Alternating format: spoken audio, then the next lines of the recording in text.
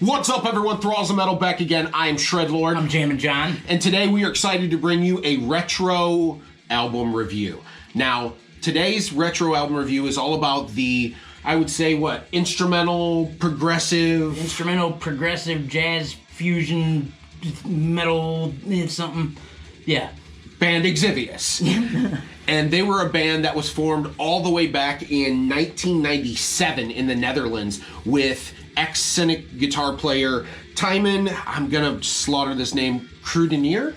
That's close. As the main songwriter of this band starting off in 97. However, they wouldn't go on to release anything really full-length album-wise until later on in 2009. Okay, so to further elaborate on that, this band is definitely for music nerds, I would say. This is kind of the upper echelon players of this style of music. I mean, we're looking anywhere from like the groovy parts in Cynic and like maybe almost a little bit of Primus type groove, because the bass work is nasty.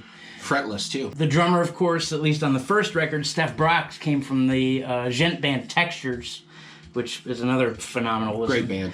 But man, I can't tell you how many times I've jammed both Exivious records. And right when they came out, we were obsessed with them. Yeah, pretty much right. We were all over them. When he and I first started hanging out, he was getting me into bands like Camel and the Aristocrats and Cynic, all the good like jam groove bands. The more jazzier, the more jazzier stuff. ones. And I found this band on a whim, and I was like, "Oh, dude, if you like that, you're probably gonna like Exivious." And he was all over it. So like I said, they were formed in 97, but they would actually wait almost 12 years until 2009 before releasing their first album, which ended up being a self-titled independent release, Exivious.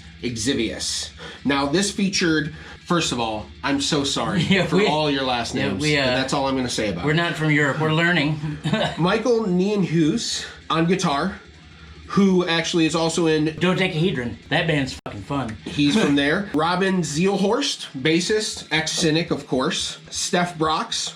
From Textures. Yep. And Timon Krudenier, guitars, ex-Cynic, and would end up being Our Oceans. I think so, yeah. Later on, which we'll get to a little bit later. But this album has a polished, but almost a very analog vibe. It had a very warm, almost like an open jam session. It's like if a jam session had perfect clarity, because it sounded like you were almost in the room at times. To me, the first record sounds more of like freeform jazz meets like metal fusion. It's like freeform but with hooks. Yeah, there's definitely hooks. It's kind of Dream Theater, Mahavishnu Orchestra, Alan Holdsworth, Cynic. It's a lot of like the A-Leaguer or All-Star kind of 70s fusion giants, you know, your Di Meolas, your Holdsworth, like I said, the Mahavishnu Orchestra, stuff like that. But it kind of felt like it had a little bit of a modern approach maybe with the production and execution. Now, that's not to say that this didn't have a lot of the same perks as that stuff from the previous. Yeah. But it felt like it had a little bit of a new life compared to some of the old recordings that I've listened to. Well, like I said, in the beginning, it's music for nerds. Like, yes, you can tell that these guys are dialed in to that sound that they want for sure. And I will say this, even though this album does have a lot of technical playing on it, it never really loses its sense of melody. Yeah. And it's not wankery at all. Really, the guitar, of course, has to be moving a little bit because it's the main melody instrument, but that's not to say that it's overpowering in any way. All the instruments have a really nice blend together. Everything gels really well. Meshes well together, and it's part of that fretless bass too. It makes everything sounds buttery smooth, like warm and buttery and rich, like waffles. Now, after that album came out, 4 years passed, and we finally got their second, and unfortunately what would end up being their last album, Liminal. Now, this was not self-released. This was actually released on Season of Mist. Yep. So this was a big improvement to their production and a big improvement to their distribution. This album, for sure, yeah. This album was pretty big when it came out. This got them out there for sure. I thought it charted actually pretty well. I remember like number 6 over in Europe or something like that. But I mean, this definitely got them some more play because I mean, really, I don't know a whole lot of people that know about Exivious. Which is a goddamn shame. Except the two of us and some of our friends. Yeah, because they were... Man, I would have... In fact, you know what's cool is a couple years ago they were talking about releasing another album. It's back when Textures released their last album, and I hopped onto the Exivious Facebook, and I was like, please come to the States, please. Oh, we would have loved it. Like, and you can stay at our place, rent-free. Yeah, right. And, continental breakfast. I can at least promise you some bacon and eggs get in the you morning. Some cereal or something. Yeah, man. Some Cheerios. And I don't know who it was from Exivious, but someone reached out and they were like, hey, actually, we haven't even gone public with this yet. Like, we're talking about calling it quits. No! We're going to Which play was a shame. Like, I know Europe has a Tech Death Fest or something like that. They were going to play Tech Fest, and then that was it. And I was like, oh, well, thank you for responding, but... What a shame. What a shame. Especially after releasing this album, because this album to me was a continuation of exactly what they did on the self-titled, but this seemed to enhance a little bit the guitar playing. I feel like the guitar playing was a lot more adventurous on this album. You hear a lot more leads and high-paced melody lines, and I also feel like combined with those new guitar leads, you also had the real emphasis on the melody of the songwriting. The songwriting seemed to really focus more on this album of melody and hooks, like the big epic hooks with the guitar lines. Yeah. And that is really cool. It creates a great vibe. But it seems a little of a different balance compared to the first one, which to me, the first one, I would see it as a more 50-50 split of jazz and metal. Whereas this one seems to be a little more jazzier. Liminal to me seems to be a little bit more proggy with the focus less on the jazz. I don't want to say there aren't jazzy parts to it because there 100% are, but they focus more on like instrumental jams, like, you know, you'd get a part in like a Cynic where it goes instrumental and the band rocks out. It was riffy. Definitely. And the sound was enhanced too.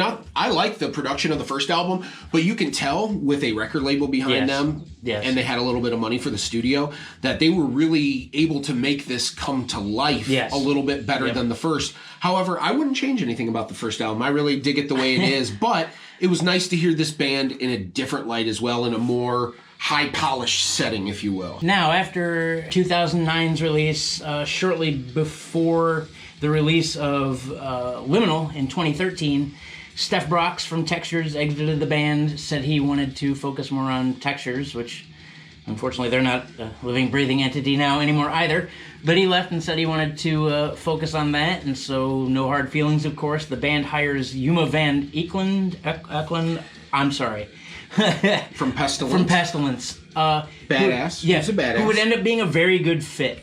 I don't know if you guys ever watched, for anybody that knows of Exivious, I don't know if you ever watched the drum videos that he has, but there's two of them from sickdrummer.com. One's the song Deeply Woven off of Liminal, and the other one is, I believe, Imminent. He was a good fit. Kept up right up with the jazzy aspect, and just a nasty drummer, you know. I would put him up there with like the Matt Garskas of the world. When any member of a band leaves, especially a band you really love, you're always wondering like... And a four-piece. Yeah, and a four-piece, right. 25% of the sound. You're always wondering like, what are they gonna do? But he was a good fit for this band for sure. I've been telling Shred for years. In fact, back when Liminal first came out, the song In Trust, there's probably like a 2.5-minute solo in the middle Which is awesome. of that song, played by Timon.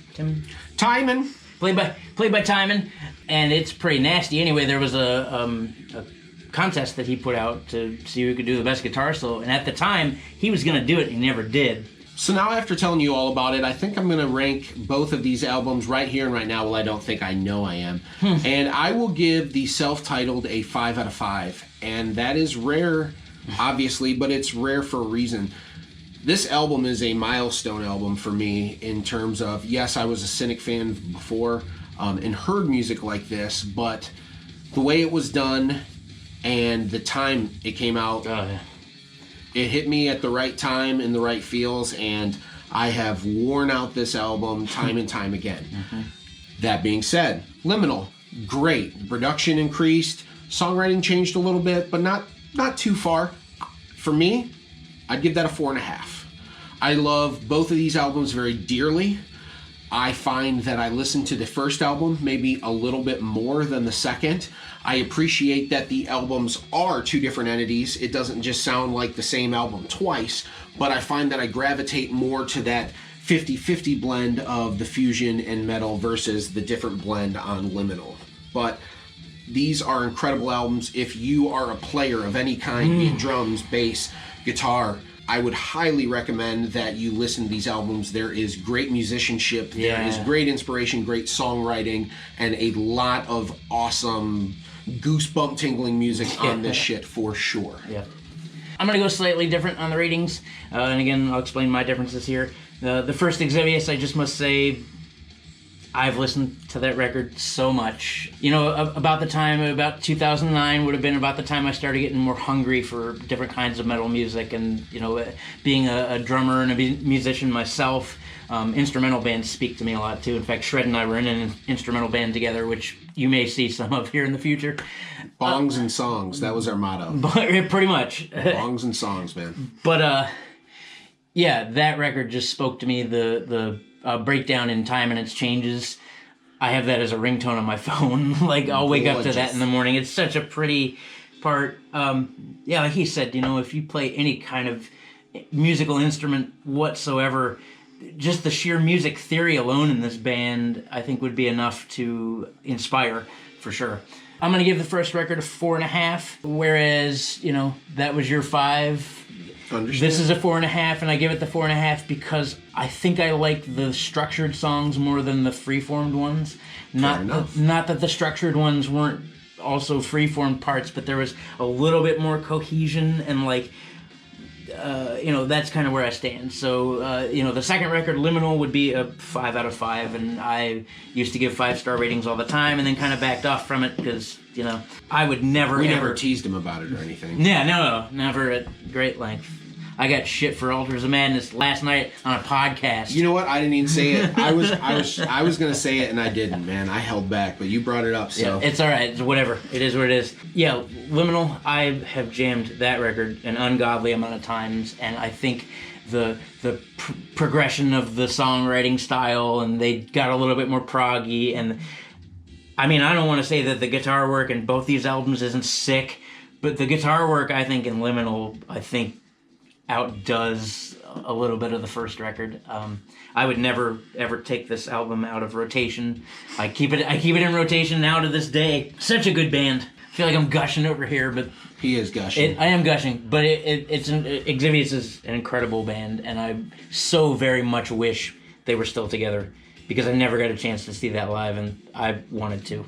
So, like you said, we would never, ever, unless they do surprise us and do a reunion. Yeah, man. We would never actually see them or get an opportunity to, because in 2015, I believe, Timon posted a letter on the webpage to the effect that the gentlemen in Exivious were no longer feeling like they wanted to write this kind of music anymore, and a lot of them felt like they needed to splinter away from each other and do their own things. Which is a bummer. Which is a super bummer, but it happens in music all the time. This is not anything new. Right. But what I appreciate about this whole thing is they decided to not call whatever they wanted to do next Exivious. You know, nobody was going to take the Exivious name and change its styles. Everybody decided to leave Exivious the way it was, for what it was, and move on to other things, which I think is really cool. And I totally respect that. And other bands could learn a thing or two. In Flames. Right. Mean House would end up going to that post-black metal band Dodecahedron.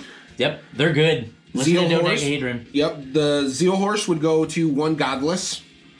I've never heard of One Godless, but that is the band he started when they left Exivious, which did feature Yuma on their debut album on drums. Huh. Well, I'm going to check that out. And once again, what a high-class thing to do, but maybe in the future, or maybe during COVID, when everybody had a little more free time, I'm hoping that maybe they kind of missed each other, because there was a magic here.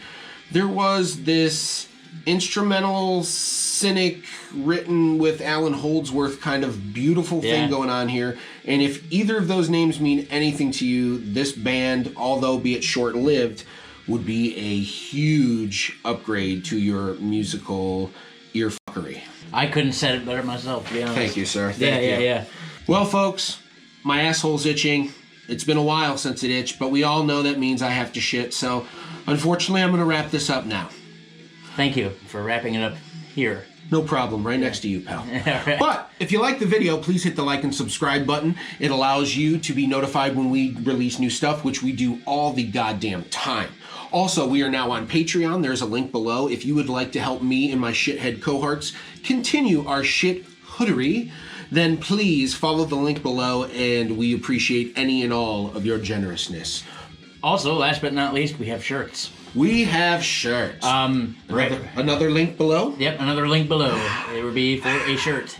And then you can join us in our wearing of Thralls of Metal shirts. And all the other cool people that have them. You can be one of the cool people, man. Yeah. Together we'd be cool. We're like a group of cool people that do cool things sometimes. Together. And it's really cool. I can't stress how cool it is. And on that note, we will catch you later.